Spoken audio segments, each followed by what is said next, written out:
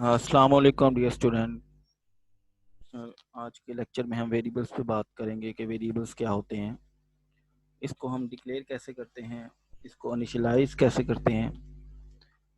Variables हमारे पास memory locations का नाम होता है जिसमें हमने डाटा स्टोर करवाना होता है। वेरिएबल्स का नाम पूरे प्रोग्राम में चेंज नहीं हो सकता। हम पूरे प्रोग्राम में कहीं भी वेरिएबल का नाम चेंज नहीं करेंगे, उसकी वैल्यू चेंज कर सकते हैं। नाम उसका कांस्टेंट रहेगा जो उसका नेम होगा। वेरिएबल्स को हम रैम में क्रिएट करते हैं। रैम हमारे पास रैंडम एक्सेस मेमोरी, ये टेम्परेरी मेमोरी होती है। जैसे ही हमने प्रोग्राम को एंड किया तो हमारे पास जितना भी डाटा स्टोर होगा रैम में वो सारा डिलीट हो जाएगा या टर्मिनेट हो जाएगा। अब वेरिएबल को हम डिक्लेयर कैसे करेंगे? वेरिएबल को डिक्लेयर करने के लिए हमारे पास वेरिएबल का नाम और उसकी टाइप होनी चाहिए। टाइप का मतलब यहाँ डाटा टाइप है कि किस तरह का डाटा होगा। न्यूमेरिकल होगा, रियल वैल्यूज होगी, या वो करेक्टर टाइप्स होंगे, अल्फाबेटिक्स होंगे। अगर हमारे पास जीरो से लेकर 9 तक है डिजिट्स तो हम न्यूमेरिकल वैल्यू यूज करेंगे। अगर हमारे पास डेसिमल फॉर्म में डाटा है तो हम क्या करेंगे, उसके लिए हम फ्लोट यूज करेंगे। और अगर हमारे पास अल्फाबेटिक्स हैं A B C, A grade B grade fail pass, तो हम उसके लिए करेक्टर यूज करेंगे। तो सबसे पहले हम एक एग्जांपल लेंगे टर्बो सी प्लस प्लस से। सबसे पहले pre processor directories libraries add करनी है।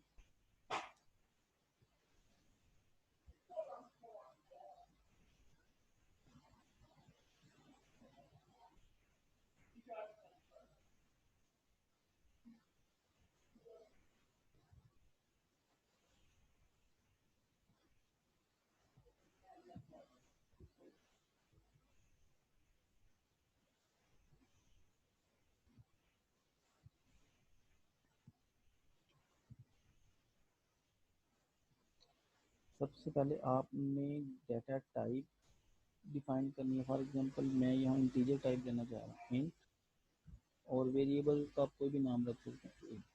उसके बाद आप सेमीकोलन। अब एक से ज़्यादा वेरिएबल को एक टाइम पे डिक्लेयर कर सकते हैं। ऐसे कर ले, अगर आप एक से ज़्यादा वेरिएबल डिक्लेयर करना चाह रहे हैं तो आप इसको ऐसे कर सकते हैं।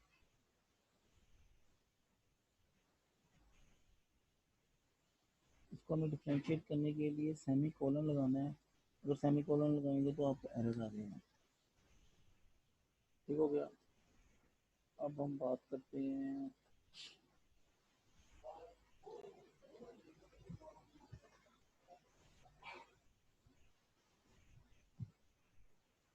ये तो थी वेरिएबल की डिक्लेरेशन। डिक्लेरेशन में ये भी होता है कि वो जो डाटा आप स्टोर। वेरिएबल की इनिशियलाइजेशन पे बात करते हैं कि इनिशियलाइजेशन क्या होती है। इनिशियलाइजेशन में हम वेरिएबल को वैल्यू असाइन करते हैं। वैल्यू असाइन करने के लिए हम इक्वल का साइन यूज करते हैं।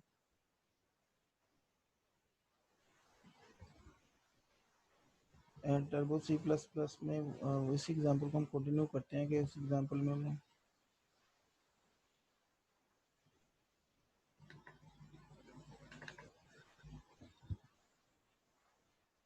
ये देखिए हमने वेरिएबल लिया था ए।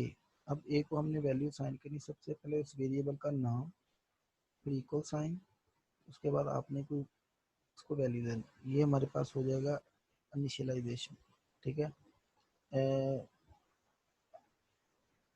तो हम लोगों ने ये भी बताया कि सिंटैक्स में सबसे पहले type name variable is equal to value. सबसे पहले आपने डाटा टाइप लिखनी है, उसके बाद उस वेरिएबल का नाम और इक्वल का साइन यूज करना है और आपने वैल्यू दे देनी है। लेकिन अब हमने क्या किया, हमने सबसे पहले वेरिएबल को डिक्लेयर कर लिया था। अगर आपने वेरिएबल को एक बार डिक्लेयर कर लिया ना तो उसके बाद आपको उस डाटा टाइप की जरूरत नहीं कि आप हर बार डाटा टाइप लिखें। एक बार डाटा टाइप के साथ वेरिएबल डिक्लेयर करवा दिया, उसके बाद आपने वेरिएबल को नेक्स्ट यूज करना है, ठीक है। वेरिएबल जैसे v is equal to 33, g is equal to 41, end पे आपने सेमी कोलन रूल लगाने हैं। ये मैं रैंडमली वैल्यू दे रहा हूँ, वैल्यू कोई भी यूज कर सकते हैं अगर प्रोग्राम में मेंशन हो वैल्यूज।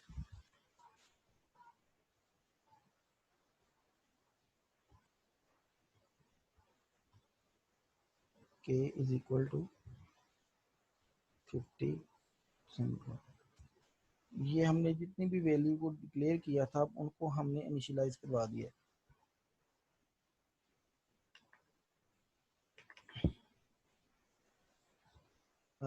ये था हमारे पास वेरिएबल्स।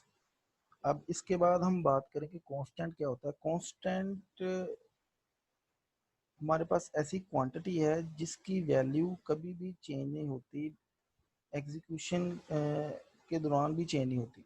वेरिएबल की हमने बात की थी कि उसकी वैल्यू चेंज हो सकती है, लेकिन कांस्टेंट की वैल्यू नहीं चेंज हो सकती, ठीक है। अब लिटरल कांस्टेंट होता है कि हम डायरेक्टली टाइप कर देते हैं प्रोग्राम में, जिस तरह हम इसको स्ट्रिंग पास करवा देते हैं। ये नीचे सी आउट करवाने के बाद हेलो वर्ल्ड हमने एक स्ट्रिंग पास करवाया, हम कहीं भी प्रोग्राम में यूज कर सकते हैं इस तरह। अब सिंबॉलिक कांस्टेंट क्या होता है। सिंबॉलिक कांस्टेंट में हम जो एक बार नाम दे देते हैं ना किसी भी वैल्यू को, तो हम वो चेंज नहीं करते, ठीक है। अब पहले सबसे पहले हम नाम वेरिएबल की तरह ही करते हैं, नाम को डिक्लेयर करते हैं, उसको इनिशियलाइज करवा देते हैं, फिर उसको चेंज नहीं करते, ठीक है, थ्रू द प्रोग्राम, ठीक है। उस को फ्रीक्वेंटली हम प्रोग्राम में यूज करते रहते हैं।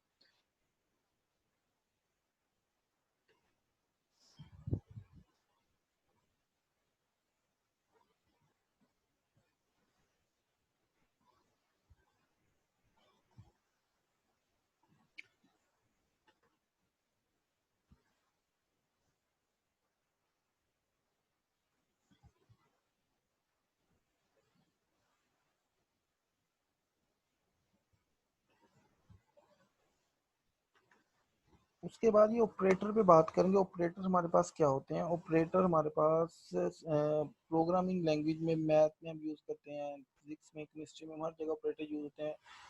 अर्थमेटिकल ऑपरेटर हो गए, इसमें लॉजिकल ऑपरेटर हो गए, बिट वाइज ऑपरेटर हो गए, हम यूज़ करते हैं। अब सी प्लस प्लस में हम ऑपरेटर कहाँ यूज़ करेंगे, जितने भी हम ऑपरेशन परफॉर्म करवाएंगे। फॉर एग्जांपल हम किसी भी टू वैल्यूज़ को प्लस करना चाह रहे हैं, मल्टीप्लिकेशन उसकी उसको मल्टीप्लाई करना चाह रहे हैं, उसको डिवाइड करना, उसका मॉडुलस फाइंड करना चाह रहे हैं, मोड फाइंड करना चाह रहे हैं, रिमाइंडर जिसको हम कहते हैं, तो हम उसके लिए हम ऑपरेटर यूज करेंगे। अब दो टाइप्स होती हैं ऑपरेटर की। एक हमारे पास होता है यूनरी ऑपरेटर और एक होता है बाइनरी। यूनरी का मतलब है एक, ठीक है। अब यूनरी ऑपरेटर जो होता है वो सिंगल एक ऑपरेंड के साथ काम करता है। अब ऑपरेटर और ऑपरेंड में क्या डिफरेंट है। ऑपरेटर हमारे पास साइन होता है, जैसे प्लस, माइनस, मल्टीप्लिकेशन, डिवीजन। और ऑपरेंड हमारे पास होते हैं वेरिएबल्स ए बी, अल्फाबेटिक जिसको हम कहते हैं, A B C D G तक कोई भी। अब जो यूनरी ऑपरेटर होता है वो सिंगल एक ऑपरेंड के साथ वर्क करता है, उसको हम बोलते हैं यूनरी ऑपरेटर। जिस तरह ये हमारे पास दिया गया है जी, -a, n प्लस प्लस, मतलब n में एक इंक्रीमेंट। अब बाइनरी ऑपरेटर क्या है। बाइनरी ऑपरेटर्स हमारे पास दो ऑपरेंड काम करते हैं, a plus B, a divided B, a multiply B, इस तरह करके। अब अर्थमेटिकल ऑपरेटर हमारे पास इसमें हम एडिशन के लिए प्लस का साइन यूज करते हैं, सब्ट्रैक्शन के लिए माइनस का साइन यूज करते हैं, मल्टीप्लिकेशन के लिए हम टू वैल्यूज को मल्टीप्लाई करने के लिए हम स्टेरिक का साइन यूज करते हैं, डिवीजन के लिए हम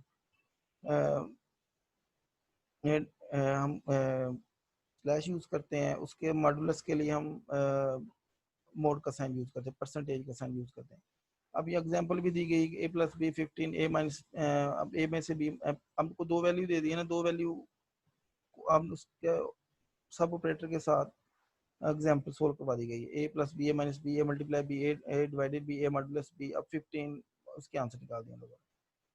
अब असाइनमेंट ऑपरेटर हमारे पास क्या होता है। असाइनमेंट ऑपरेटर हमारे पास होता है जी कि हमने किसी भी वेरिएबल को कोई वैल्यू साइन करें। जिस तरह हमने वेरिएबल को शुरू में वैल्यू साइन की थी a इज इक्वल टू 12, 13 हमने वैल्यू जो असाइन की थी उसको हम बोलते हैं असाइनमेंट ऑपरेटर। जो इक्वल का साइन दरमियान में लगाया तो उसको बोलते हैं असाइनमेंट ऑपरेटर। अब इसका मतलब है कि ये हमारे पास वेरिएबल का नाम है, वेरिएबल का नाम, इक्वल का साइन, ये असाइनमेंट ऑपरेटर है, और ये हमारे पास हो गया 10।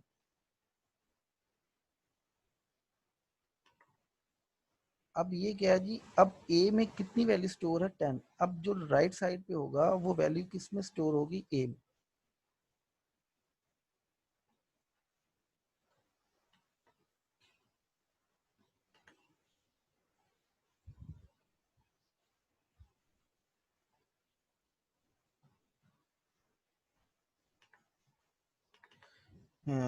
सबसे पहले वेरिएबल नाम is equal to expression. Expression मतलब कोई भी वैल्यू हो सकती है। जिस तरह ये एग्जांपल थी, ए इज इक्वल टू 100, अब C is equal to A plus B. अब इसमें दो ऑपरेंड यूज किए गए और एक ऑपरेटर यूज किया। X is equal to C minus D plus 10। अब इसमें दो सी माइनस डी प्लस 10, ये हमने क्या कह दिया, एग्जाम्पल ली। अब वेरी इंपॉर्टेंट ये शॉर्ट क्वेश्चन है जी, एल वैल्यू और आर वैल्यू हमारे पास क्या होती है। एल वैल्यू जो हमारे पास होती है, ये ऑपरेंड है जो हमारे पास हम लिखते हैं लेफ्ट साइड पे, ठीक है, ये सिंगल वैल्यू होता है, ठीक है। और जो आर वैल्यू है ये हमारे पास राइट साइड पे लिखते हैं। ये हमारे पास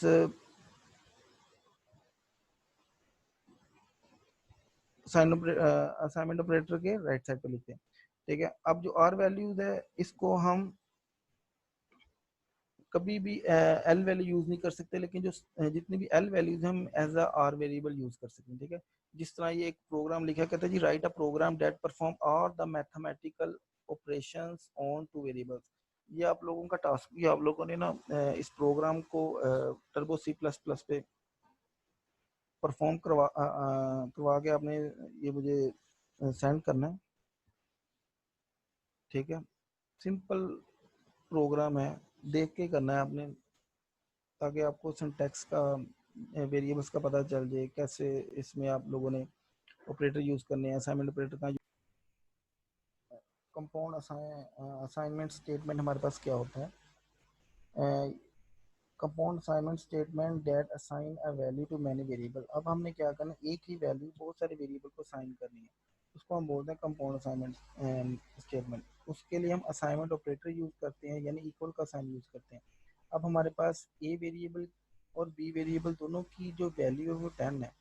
आ, हम सी प्लस प्लस में हमने एक से ज़्यादा वेरिएबल जो डिक्लेयर किए थे, अगर उनकी वैल्यू सेम होती तो हम एक लाइन पे उनको डिक्लेयर करवा सकते हैं। जिस तरह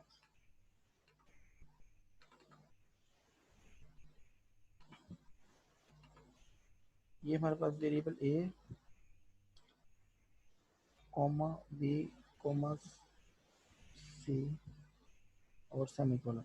अब इन सबको एक ही लाइन पे हम इनिशियलाइज करवा सकते हैं, ए बी और सी इज इक्वल टू 10।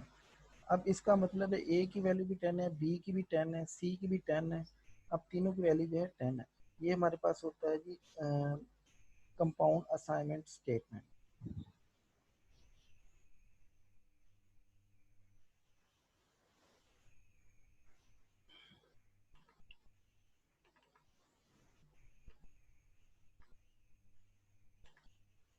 अब कंपाउंड असाइनमेंट ऑपरेटर क्या होता है, अब हम सी प्लस प्लस लैंग्वेज में हमें ऑपरेट ऑपरेंड के साथ ऑपरेटर भी यूज करने पड़ते हैं, अरिथमेटिकल ऑपरेटर, जैसे N plus is equal to, ये एग्जांपल दी है, इज इक्वल टू 10। तो इसके लिए हमारे पास इनको हम कैसे परफॉर्म करवाएंगे, इनको, इसका मतलब होता है कि जो वैल्यू एन की है वो एन को एक बार उतनी वैल्यू और ऐड करवा देनी है उसमें, ठीक है। ये हमारे पास होता है कंपाउंड असाइनमेंट ऑपरेटर। ये दोनों का एक ही मतलब है, N plus is equal to 10, इसमें भी मतलब एन में 10 ऐड होना है, और N is equal to N plus 1। इसको उन लोगों ने, ये दोनों एक दूसरे के इक्वल हैं, ठीक है। सबसे पहले हमने n को 10 के साथ इनिशियलाइज करवा देना है। अब नेक्स्ट टाइम जो n प्लस है, अब ये सिंगल प्लस है, डबल प्लस नहीं है। डबल प्लस वो इंक्रीमेंट ऑपरेटर होता है, ये सिंगल है, ये कंपाउंड, ये कंपाउंड असाइनमेंट ऑपरेटर है। अब ये एग्जांपल दी उन लोगों ने कहा जी, perform write a program that perform all compound assignment operator on an integer. अब इंटीजर्स ले, ठीक है, उस पर तमाम जितने भी ऑपरेटर हैं आपने इसको परफॉर्म करवाना है। ये भी आप लोगों का टास्क है, आप लोगों ने परफॉर्म करना है इसको। इंक्रीमेंट ऑपरेटर क्या होता है? इंक्रीमेंट ऑपरेटर का मतलब होता है कि जो वेरिएबल हमने के साथ हमने प्लस प्लस यूज करना है, प्लस प्लस, प्रीफिक्स और पोस्ट फिक्स, ठीक है। दो हमारे पास इंक्रीमेंट ऑपरेटर होते हैं। अब प्री का मतलब है बिफोर द वेरिएबल्स, और पोस्ट का मतलब है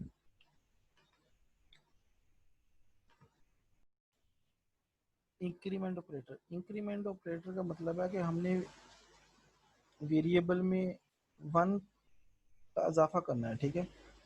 increment operator use to increase the value of variable by one. अब हमने वेरिएबल में एक का इंक्रीमेंट करना है। अब इसको डिनोट कैसे करते हैं? ठीक है, सिंबल इसके जी प्लस प्लस के साथ इसको डिनोट करते हैं, और सिंगल हमारे पास इसमें ऑपरेंड होता है। ऑपरेंड हमारे पास अल्फाबेटिक्स होते हैं, A B C D G तक, ठीक है। अब the increment operator cannot increment the value of constant and expression। अब ना expression की वैल्यू आप चेंज कर सकते हैं, ना आप constant की वैल्यू चेंज कर। For example a plus plus and x plus plus are valid statement. अब दोनों में हमने पहले वेरिएबल लिखे हैं, ठीक है। वेरिएबल में आप इंक्रीमेंट कर सकते हैं, लेकिन अब कांस्टेंट में आप 10 प्लस प्लस इसको आप इंक्रीमेंट नहीं कर सकते, ठीक है। अब a plus B plus plus या plus plus A plus B, अब इसको भी आप इंक्रीमेंट नहीं कर सकते, ठीक है। अब ये दोनों हमारे पास इनवैलिड है, लेकिन जो प्लस प्लस है वो हमारे पास वैलिड स्टेटमेंट है। उसके बाद इसकी दो टाइप्स हैं, प्री फिक्स फॉर्म और पोस्ट फिक्स फॉर्म। प्री का मतलब है पहले, ठीक है, बिफोर द वेरिएबल। हमने क्या करना है, वेरिएबल से पहले हमने इसमें प्लस प्लस लिखना है, ठीक है। The above line increment the value of the variable by one, ठीक है, वन का इंक्रीमेंट होगा, वन प्लस, अब बाई की जितनी भी वैल्यू होगी उसमें एक का इजाफा हो जाएगा। अब postfix, in postfix form the increment operator is written. अब आफ्टर द वेरिएबल जब हमने लिखना है तो हमारे पास पोस्ट फिक्स हो जाना है। अब इसमें हमने एक इंक्रीमेंट करना है,